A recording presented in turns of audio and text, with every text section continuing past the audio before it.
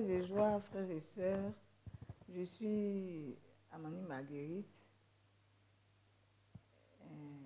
mère d'une fille de 27 ans.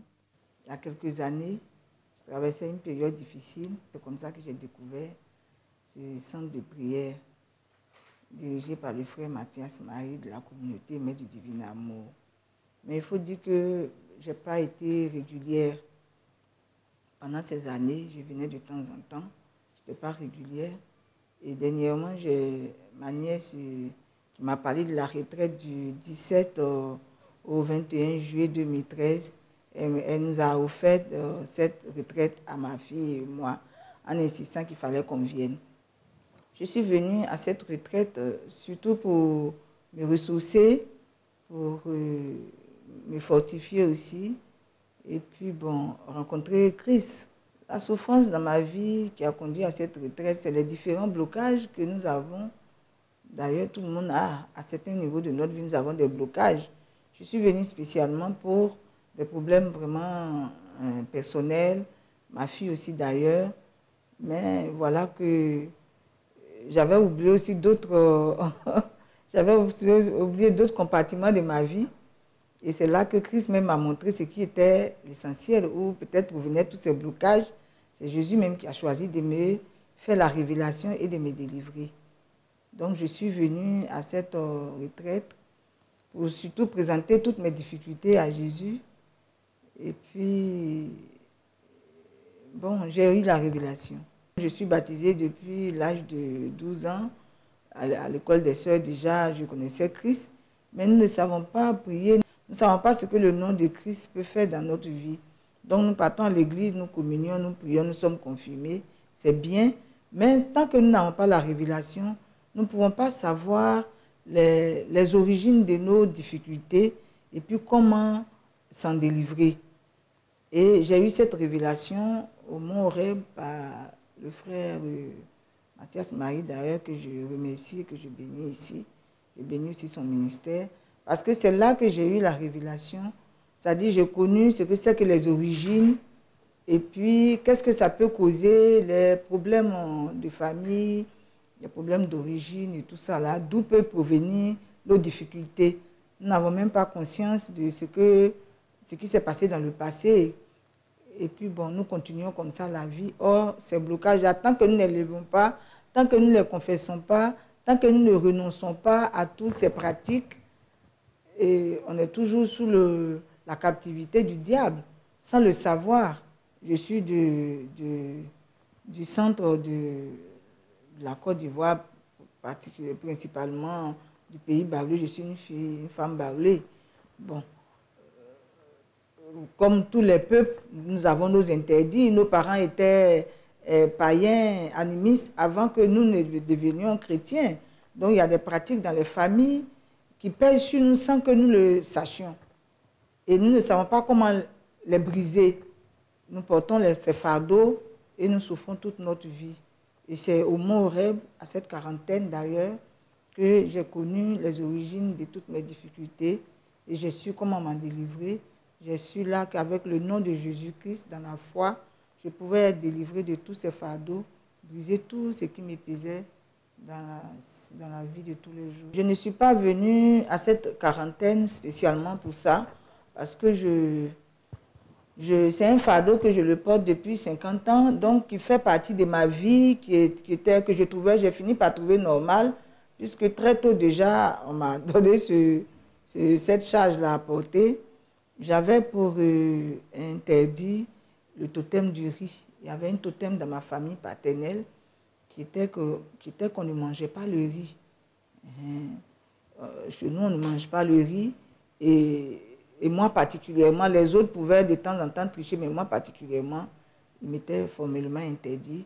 Et chaque fois que j'en mangeais, les derniers souvenirs que j'ai, c'était avant l'âge même de 6 ans. Je me souviens avoir mangé, j'ai eu très mal, j'ai été malade, j'ai eu le ventre enflé, j'ai vomi du sang et tout, j'ai failli mourir. Et c'est là qu'à moi-même, on m'a dit qu'il ne fallait pas manger. Et que si je mangeais, voilà ce qui devait m'arriver. Donc depuis ce temps, jusqu'à pendant 50 ans, je n'ai pas mangé du riz. c'était interdit. Même si j'ai faim, qu'il y a du riz, je ne dois pas manger. C'était vraiment interdit pour moi. Donc, c'était lourd comme fardeau, puisque devenir adulte, il faut quand même aller à des réceptions, il faut voyager, il faut rencontrer des gens. Alors aussi, à chaque table, il faut signifier à la maîtresse de maison ou bien aux personnes qui vous servent que vous êtes une personne à part et que vous ne mangez pas du riz. Ça devient humiliant aussi deux fois. Vous devenez un instrument de curiosité parce qu'on ne trouve pas normal qu'un être humain sur cette terre ne mange pas le riz qui est un aliment, disons, international. Et de surcroît, une chrétienne. Alors, il y en a même qui se demandent bien même quel genre de chrétienne vous êtes, puisque vous êtes baptisé chrétien, catholique, et puis, il y a quelque part, vous ne mangez pas un aliment que le Seigneur même a créé. Donc, ça devenait compliqué pour moi. J'avais honte. Des fois, même, je disais tout simplement que c'est parce que je n'aimais pas. Alors, quand vous dites que vous n'aimez pas, que la maîtresse de maison vous dit « Non, mais goûtez un peu, c'est pas grave. Le blocage vient là, non, c'est pas la peine. » Non. Bon, il y en a, des fois, on trouve que vous êtes un peu compliqué. La dame, elle est compliquée, elle est venue, on lui offre la nourriture, elle refuse. Or, c'est parce que j'ai un interdit. Et c'était très, très, très, très, très pénible pour moi. Ce n'est pas tellement le goût, ce n'est pas tellement la nourriture même que je ne mange pas qui était lourd pour moi parce qu'il y a tellement d'autres choses à manger.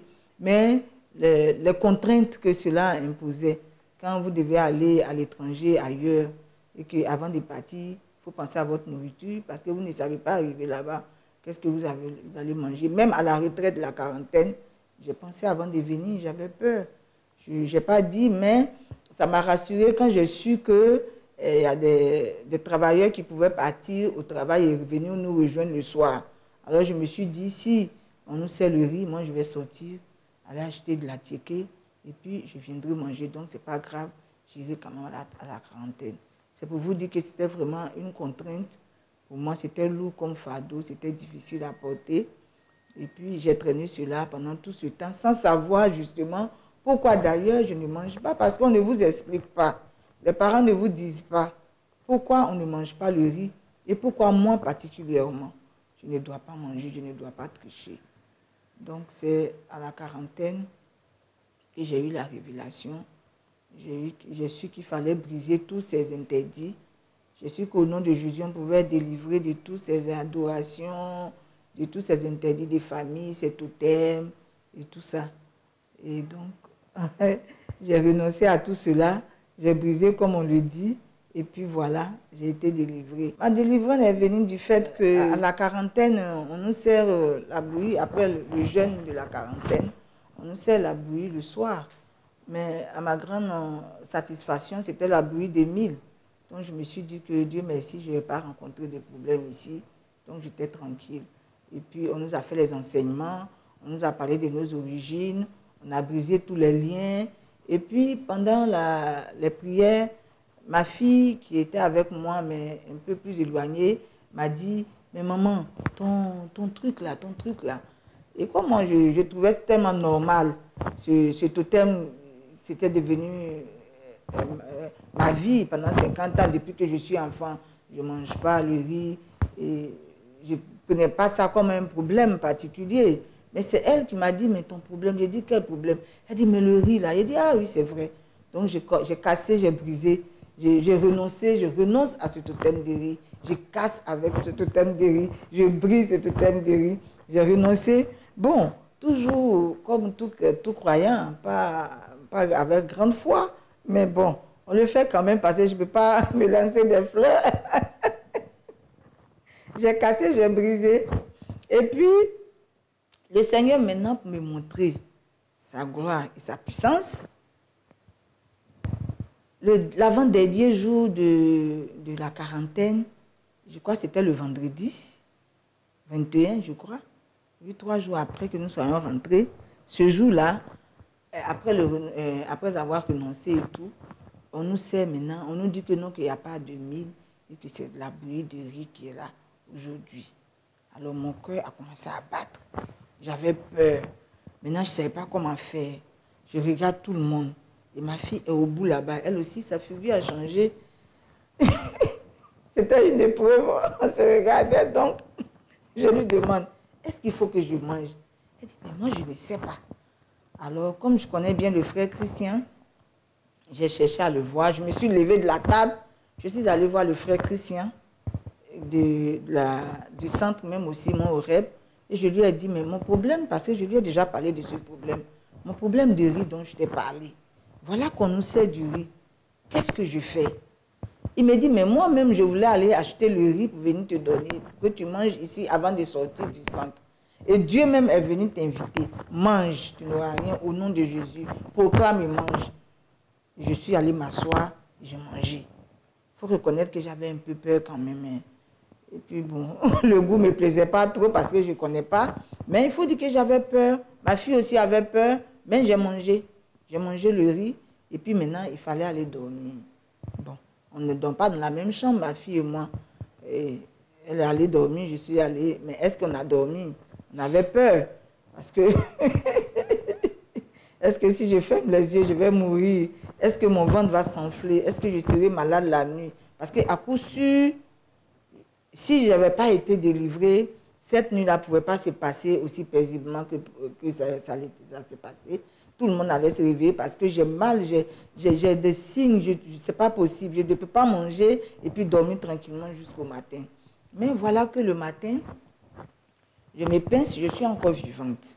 Et je n'ai pas eu mal au ventre, je n'ai mal nulle part, je n'ai pas vomi de sang, je n'ai pas le ventre qui est enflé. Je suis en bonne santé. Et puis, on devait se retrouver dans la grande salle pour la prière. Et j'étais un peu en retard puisqu'il y avait du monde avant moi. Ma fille qui était là déjà avait commencé à avoir peur. Parce que je ne venais pas, elle s'est dit que je suis morte dans mon lit. Alors, elle était très triste. Et puis après, elle m'a vu venir, quelle était sa joie. Elle est venue, elle dit, maman, tu es vivante? J'ai dit, oui. Elle dit, mais je ne te voyais pas, j'ai eu peur. J'ai dit, peut-être que tu es morte. J'ai dit, non, je suis vivante au nom de Jésus. J'ai été délivrée, j'ai mangé le riz et je n'ai rien eu. Et jusqu'à ce jour, je n'ai rien eu et je continue de manger le riz et j'ai eu ma délivrance. Avant de terminer, je voudrais bénir le nom du Seigneur, je voudrais rendre grâce à Dieu et dire aussi à mes frères et sœurs que, comme la Bible dit en Tobie, il est bon de taire les projets d'un roi, mais il faut révéler les œuvres de Dieu dans toute sa grandeur. Je rends ce témoignage pour la gloire de Dieu et pour aussi amener tous mes frères et sœurs qui sont encore réticents, qui ne croient pas en Jésus ou qui ne sont pas sûrs de leur foi, de croire que le nom de Jésus sauve, que Jésus est vraiment sauveur et qu'il faut venir au Mont Horeb pour avoir la révélation. Parce que quand vous n'avez pas la révélation, vous ne pouvez pas prier avec foi. Vous ne pouvez pas prier si vous ne savez pas pourquoi vous priez. Et c'est ce qui se passait dans ma vie. Je marchais dans la nuit noire, je priais, mais je ne savais pas de quoi il s'agissait. Mais c'est au Mont Horeb que j'ai eu cette révélation. Et vraiment, je bénis, que Dieu bénisse ce centre et tous ceux qui s'en occupent, et surtout son berger, Mathias Marie. Et j'exhorte tous mes frères et sœurs à venir à Christ, à venir à ce centre pour prier sérieusement, pour renoncer à tout, pour couper tous les liens. Parce qu'on ne peut pas appartenir au diable et appartenir en même temps à Jésus. Il faut couper toutes les racines. Il faut appartenir entièrement à Jésus, se donner à Jésus, et on sera délivré. C'est là mon témoignage.